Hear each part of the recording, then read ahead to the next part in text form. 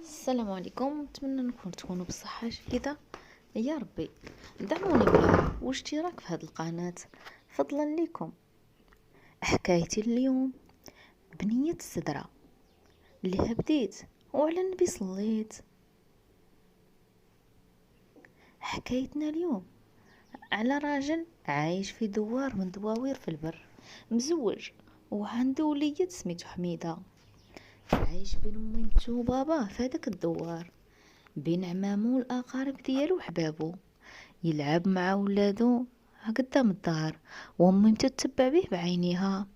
وكي يوصل وقت الغداء هو يتلهى باللعب، وتروح ميمتو وتحط له كل مرة شوية وتعطيه مية باش يشرب.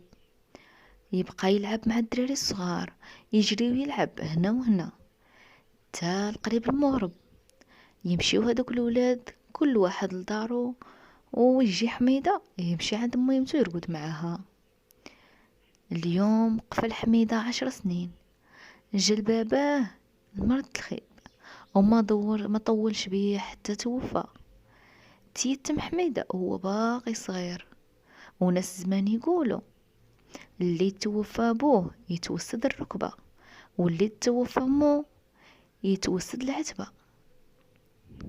حميدة كان ما يجيش النعاس إلا تحت ميمتو، يجيها وتحلو حزام الردة ديالها وتغطيه بيه ويرقد تحت منها حتى للصباح. وكيف ما قلنا الميمة صغيرة وما عندها إلا حميدة، الناس ما ترحمش المرأة الصغيرة، وما يخلوهاش بوحدها تربي ولدها، وما يخلوهاش تبقى بلا راجل، لازم يزوجوها بشي راجل. وهي من يوم ما كملت العدة على راجلها وهما غادين جايين يخطبوا، بصح كانت كل مرة تقول لهم لا، انا نربي ولدي وحدي. كانت خايفة على ولدها يزيد يتيتم من جهتها، لان الراجل اللي غيتزوج بها ما غيرضاش بولدها، وحتى الا لقات اللي غيرضى بيه راهم عمامو يجيو يديوه وما غيخليوش ما يعيش مع راجل غريب. هذيك لميمة رفضات، ومن بعد ما زادوش ليها. الراجل الاول اللي جا قراو الفاتحة تاعها وما قالوش ليها الا الليلة اللي غيجيو يديوها فيه. جات المرأة وحنات ليها وزيناتها وضفرت لها شعرها، لبستها وجداتها. مع المغرب جات الكروسة وداوها، عين تضحك وعين تبكي، وولدها خلوه دموعه على خدو. طبعا الطفل بقى مع العمام ديالو.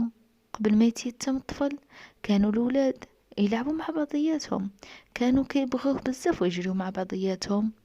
والصغار كيما نقولوا كون يتباعدوا يتصالحوا، وكل ما يتقاربوا يتخاصموا. كيما ولا عايش معاهم في دارهم، يلبس حوايجهم وياكل ماكلهم ويلعب في لعابهم وياكل معاهم في صينية وحدة. وهما صح حتى مصارين الكرش وكيتقاتلوا، وما باله هما ولا كل يوم مضاربات، كل يوم صداع، ما ترقدش فراشي، ما تقيسش حاجتي، وهذا با ماشي بويك، وهذه مي انا ماشي امك، انت ماشي خونا، المهم وكلام كيما هذا.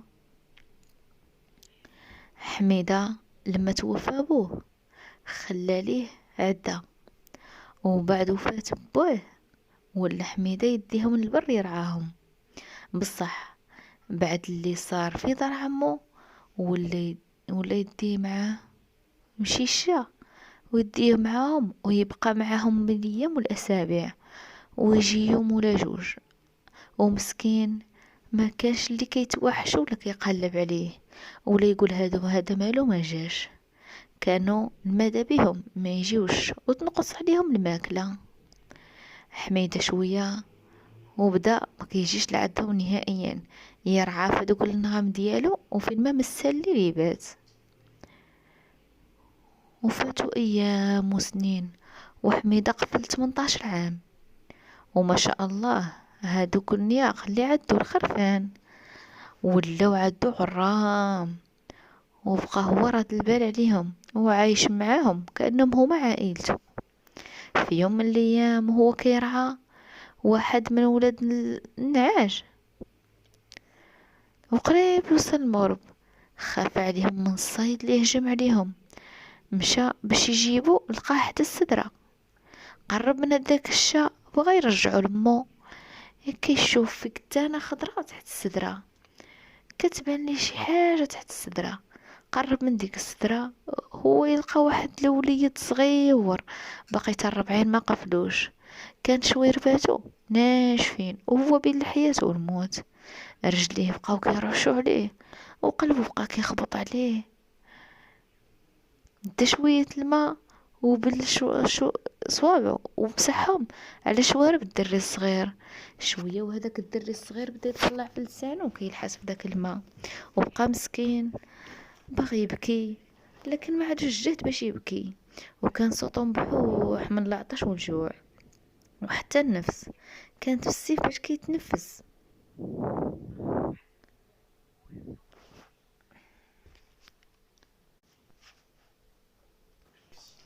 ايوا ما عرفش شنو يدير. شاب صغير ما عايش لا بين عائلة لا بين ولاد، ما يعرفش شنو يدير ليهم.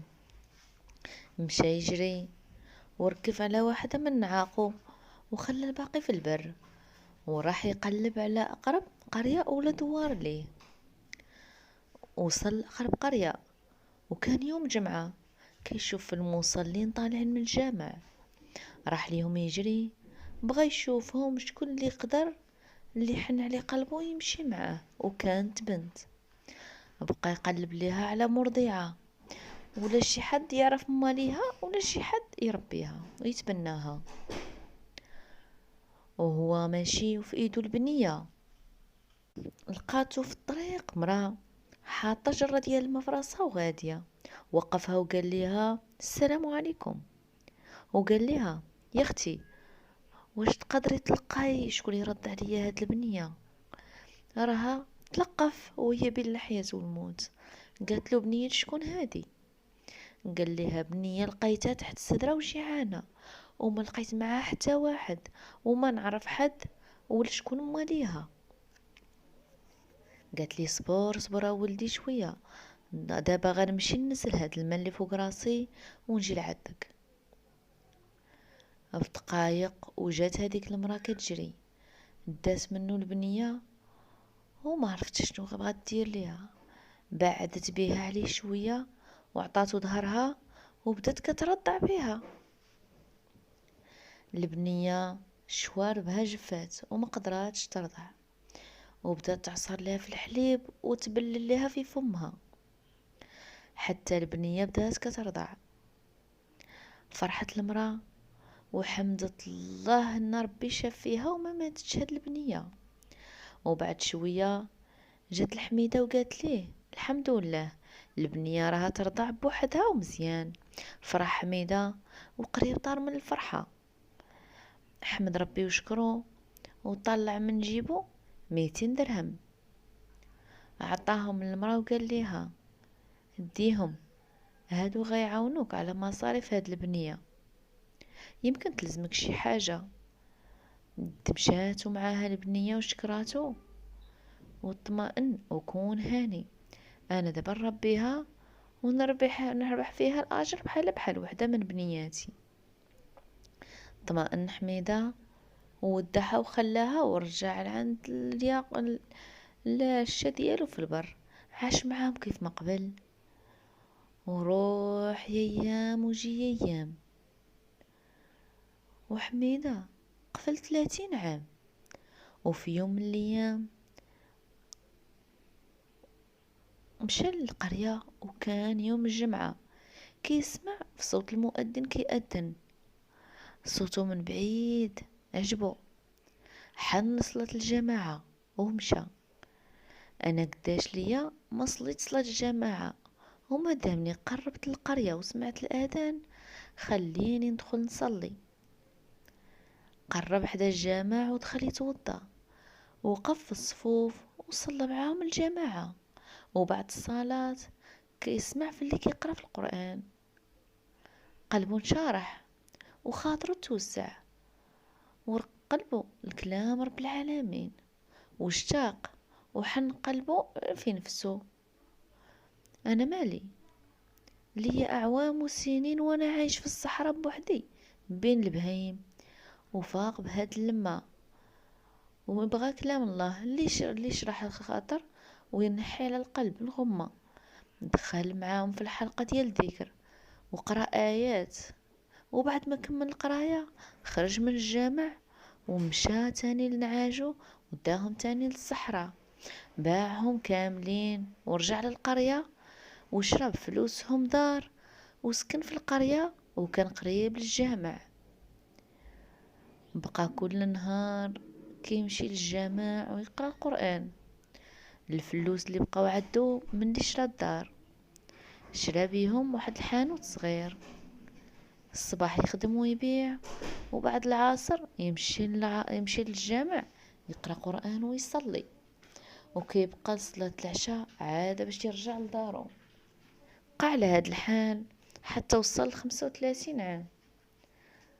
وفي يوم قال لي شيخو اللي كيقري فيه: هو ولدي، راك كبرتي وربي موسع عليك من خيره، علاش ما تكملش نص الدين ديالك؟ قال له: والله الشيخ على يديك نحجو، ماذا بيا انا بوحدي. قال لي: ولا حد رد بالو مني، وغريب على هاد البلاد، وما كيعرفني تا واحد، وحتى واحد ما يعرفني.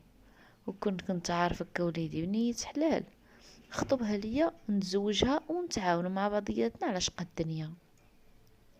قال لي الشيخ: انت شكلك ولد الناس، ومن يوم جيتي لعدي ما شفت منك غير الخير، وشكون غلقة خير منك لبنته. شوية تلفت الشيخ اللي كيقراو معاه وقال ليهم: واش شي حد كيعرف بنية الحلال خوكم حميدة تونسو؟ ناض واحد من اللي جالسين: نعرف الحاجة فلانة عندها بنية، الناس يذكروا بها بالخير وتصلي فروضها في وقتها، وما ليها ما في حالهمش. هو ينطق حميدة وقال ليه: نمشي معاك ونخطبها لك. راحوا لميمتها وخطبوها، وميمتها وافقات، والبنية حتى هي وافقات. تزوجها وروح بها لدارو، وعاشت معاه مرتاحة ما نقصها حتى حاجة. وما شاء الله ما قفلتش عام حتى كانت ولدها البكر في حجرها. كانت هاد البنية تحب ميمتها ومتعلقة بها، ومن كل حاجة تديرها في الدار ولا تشريها لازم تخلي لميمتها منها. وفي يوم دارت عصيبنات، خبات منهم صريرة لأمها، وتلحفت وقالت لراجلها: اديني عند ميمتي. اداها وقعد هو ومرته ونسيبته، شربوا اتاي، وبنيتها سخنت ليه هذوك العصيبنات وكلاتها. هزت بنيتها الصينية وبقى هو والحاجة كيهضروا. قالت له: قول لي يا وليدي، منين جيتي خاطب؟ قال لنا الشيخ راك غريب على القرية ويتيم، بوك متوفي والشيخ توكل بيك وتخطب لك. انت شكون هو؟ وشكون هو باباك؟ ومنين البلاصة جاي؟ وحتى العرس ما عرفناش مليح، والمرأة تزوجات ورحلات مع راجلها، وانا بقيت مع عمي وولد عمي. وبعد شهور ولاو ما همش حاسبيني واحد منهم، اللي نديرو ما يعجبهمش كله مني. وكان عندي يقين نمشي نرعى بهادوك الشاه اللي عندي ونبقى معاهم في البر. وبقيت على هاد الحال سنين عايش بوحدي مع الشاه ديالي. قالت لي: غريبة سنين وانت بوحدك، لا تهضر ولا تشوف بنادم، ما حسيتيش بالوحشة؟ قال لها: مرة واحدة اللي حسيت بالوحشة كان يوم جمعة، كان عندي واحد الحوار طراليا، مشيت حدا واحد السدرة، قربت منها ولقيت واحد البنية صغيرة مقمطة كتانة خضرة، كانت عطشانة وجيعانة، وحتى النفس كان غايب عليها. مشيت بيها نجري وديتها لأقرب قرية، وكانت هذه هي القرية ديالكم منين اللي جيت عندها. قلبت لها على واحد المرضعة باش ترضعها، ولقيتها هي مرت حلال الله يذكرها بالخير، دات من دي هذيك البنية ورضعاتها. والبنية بعد ما رضعات نشطات وولات فيها الروح. قالت له واش ما قلتي ليها حتى حاجه، ما عطيتيها حتى شي حاجه؟ قال لها عطيتها 200 درهم باش تصرف بها على هذيك البنيه. قالت ليه ما تبعتيهاش وما سولتيش على دارها؟ قال لها لا والله عطيت لي هذاك الشيء ومشيت. بعد ما اطمئنت من البنيه غتربيها وغترضعها مشيت وخليتها. قالت ليه الله يساعدك وليدي. قال لها لا لا، هي السعد هي اللي رضعتها ودات اجر ديالها، بصح انا خايف تكون البنت ماتت. قالت لي قول لي يا ولدي بغيتيني نقلب لك عليها؟ قال لها ماذا بيا تقلبي لي عليها، باغي نطمئن عليها واش عايشه بالخير وبنعمه، واش مرتاحه ولا لا. سكتت المراه الكبيره وعيطت على بنتها وقالت ليها ها هي قدامك، هذه هي البنيه اللي نقدتيها.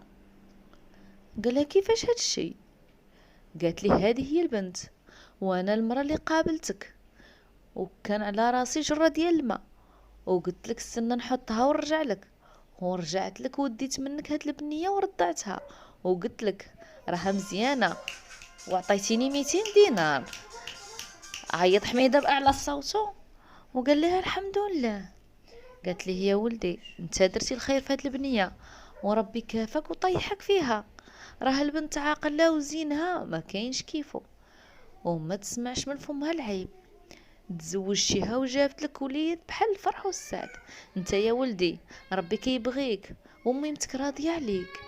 ناض حميده على رجليه من الفرحه وباس راسها وقال ليها طمنتيني، ربي يطمنك، وانا بنيتك قبل كنحبها وزدت حبها في قلبي بعد ما عرفتها هي شكون. وعاش بعدها حميده مرتو مع بنته مرتاحين هو وياها ومرتو وولدو هانيين زاهيين. راحت ايام وجات ايام، فاتوا سنين وصار عند حميده 50 عام، زاد رزقه ولادو كبروا وحن معيش زمان حياته في البر. حن ليها ملي كان يبات مع الشاه وقال لمرتو شنو رايك نمشيو نشريو شاه ونبنيو خيمه ونعيشو في البر؟ قالت لي الشوار شوارك والفعل فعلك، وفين ما بغيتي نمشي انا وليداتي راني نمشي معاك، شكون ليا من غيرك؟ وصار اللي قالوا، مشاو للسوق وشراو الشا وطلع هو ومرته وولادو للبر، بناو خيمه ودار زريبه للشا ديالو وسكن هو والعائله ديالو. مرته بعد ما عرفت ان ميمتها اللي عايشه معاها هي امها بالرضاعه ماشي امها الحقيقيه وهي اللي رباتها ورضعتها وسمعت بقصه السدره والقماط الخضر، قالت لميمتها عطيه ليا نخبيه يمكن يوم من الايام نلقى دارنا ونوريهم هاد القماط ديالي، الا كان يوم من الايام نلقى والديا ويعرفوني منه. خلاتو عندها القماط وخباتو في الصندوق ديالها.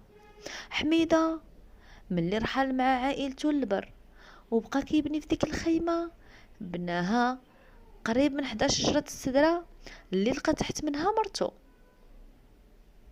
في يوم من الايام حميده طالع بين الغنم ديالو حدا السدره، كيشوف من بعيد واحد الشيباني كبير فوق واحد الناقه ولحيته بيضه وطويله.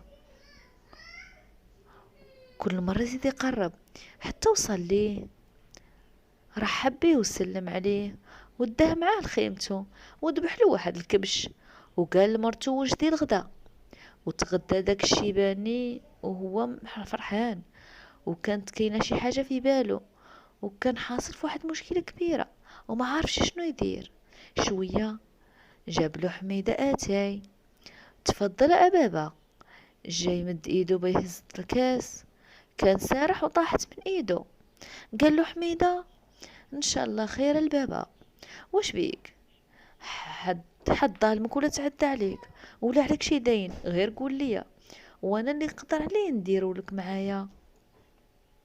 هذاك الشيباني قلبو عامر نزل راسو وبقى كيبكي. قال له حميدة ربي ما ينزل لك دمعة وانا موجود، اقول لي يا بابا اش قصتك، وباذن الله ما تطلع من هنا وانت راضي. قال له انا يا وليدي حكايتي حكايه، بصح وعدني انك تستر عليا. قال له ستر ربي وباذن الله ما يحشمني معاك. قال له انا من سنين كل ما تضيق بيا الدنيا نجي لهاد السدره، لاني عندي معاها حكايه مخبيها في قلبي ليها سنين وما بقيتش قادر نتحمل حملها، وربي سخر قدامي باش نحكيها لك. قال له اطمئن بابا، تموت هاد الحكايه هنا، احكي لي انت حكايتك مع هاد السدره، وحتى انا راه عندي حكايه معاها نحكيها لك. قال الشيباني في شبابي ايام كانت الدنيا دنيا، تزوجت واحد المرأة ودرت معاها بنية كيما الفرح والسعد، وبعد ما مرتي كبرت وحتى انا كبرت، الله غالب القلب ما يكبرش، حن قلبي لمرة تانية صغيرة تفرحني ونعيش معاها عمري كيما نبغي. لقيت بنية صغيرة يتيمة لا عندها لا والي لا تالي، جبت الشيخ وقرا ليا فاتحتها، بصح ما قلتش لمرتي الاولى وحتى ولادي واهلي ما عارفينش. عشت معاها ايام زاهيه، رجعت فيها للشباب، تقول عمرني تزوجت، وبعد شهور كتب ربي المرأة جديدة تحمل، وكانت صغيرة في العمر، والقابلة قالت لي حواعر على الحمل، وما عرفت تقدر تكملو وما تقدرش تكملو وتفرح ببنيتها ولا لا. فاتوا شهور الحمل وهي طريحة الفراش، تعسرت ولادتها، ويوم جابت البنية توفات الطفلة، حتى الشوفان ما شافتش البنية الصغيرة وفرحت بها. وانا كيما قلت لك المرة الاولى ما كتعرفش، وحرت واش ندير، لا عرفت البنية لا من يرضعها ولا شكون غيهزها، وخايف السر اللي مخبي سنين يطلع. ومن بعد قلت ما عنديش الحل الا اني نتخلص من البنية، حسن ما تفسد عليا حياتي وتشغلني على شغلي وحياتي. والبنات عندي وما عندي ما ندير بيها، ديتها ولفيتها بقندور تمها، وطلعت بيها من بعد ما دفنت تمها حتى وصلت لهاد السدرة، وراني عارف هاد السدرة في الليل كتعبى 7 جيعانين، نزلتها وحطيتها وقلبي تقطع عليها، بصح قلت نضحي بها هي احسن من سمعتي وعيلتي ولادي ورزقي. حطيتها واول ما روحت عصرني قلبي عليها، وهذيك الليله ما قدرتش نعس، بقيت نتقلب على فراشي بحلقات مشوى.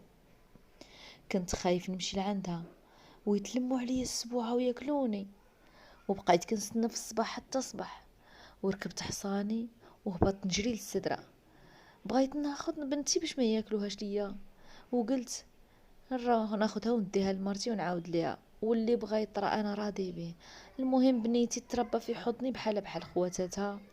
واول ما وصلت للسدره ما لقيتش بنتي، وقلت اكيد كلوها السبوعه. خنقاتو البكيه وبقى كيبكي بواحد الصوت عالي وما بقاش قادر يكمل حكايته. وكيما تعرفوا خيم البدو الزمان كانت شقوق شقوق، وبين الشق والشق يديروا ستيرات باش يفصلوها من داخل بيوت بيوت. ومرت حميدة من أول الشيباني بقى كيبكي، وراجلها يسكت فيه ويقوي ليه في عزمه. غدا الشيباني وناضت وبقات تبغى تعرف مالو كيبكي، سمعت حكايته كلها وتسنى في راجلها يقول له يا بابا ومن أي جهة خليتها في السدرة؟ قال له الشيباني خليتها مع الجهة الغربية على خاطر الظل. وقال له والقماط اللي مرأة دايرها بيه شنو لونه؟ قالوا لونه خضر، وهذا قماش من بنت قندور تمها، ملي توفات لفيتها به وهزيتها. بعد هاد الكلام عرفوا ان هذا هو بو البنية مرتو. سكت الشيباني من البكا وقال ان شاء الله يا ربي سامحني، وانت يا وليدي بغيتك غير تستر عليا وحكايتي تموت هنا في بلاصتها. قال له حاضر عمي، بصح قول لي، واش دابا انت كي داير تا ولادك وعيلتك، شنو اخباركم؟ قال له يا ولدي، وصلنا الفقر والحوسه، ودابا انا حال حالة ولاد خويا مزيانه وبغيتهم يعاونوني على حالي، وراح ادي الولاد والبنات ما لاقين ما ياكلوا. قلت نمشي لولاد خويا يمكن يعاونوني ويعطوني شي حاجه. قال لي غدا الصباح انا راه غنمشي. قال لي حميده، لا يا عمي، ما عندك علاش تعب راسك، غتسنى واحد شويه. ناض من حداه ودخل داخل وجاب له الطرف الاخضر. قال له ها عمي، واش تقول في هاد الطرف؟ الراجل بقى يشوفه يتلمس فيه وقال ليه هذا ماشي غريب عليا، يشبه قماش المرحومه.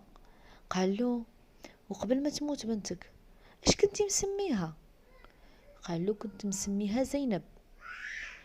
هو يعيط حميدة عيط حميدة على مرتو، سمعاتو من الشق وجاتو وجهها احمر ودميعتها على خدودها.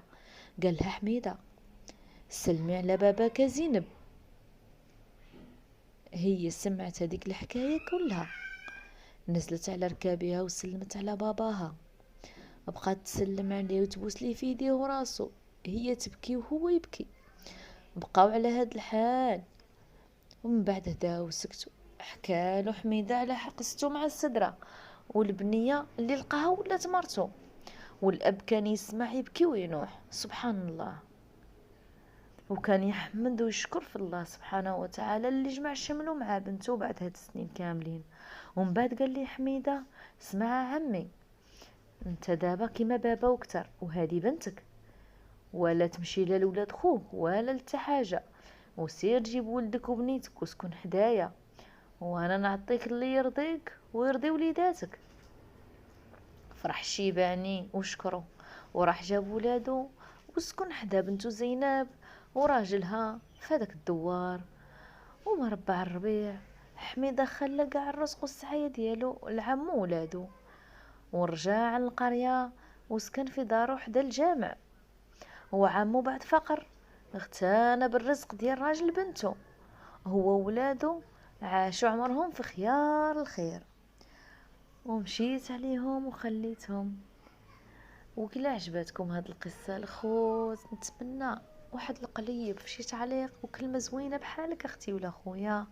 وإلا عجبتكم بحال هاد القصص كروي بزاف ديال القصص، كاين الرعب وكاين حكايات زمان.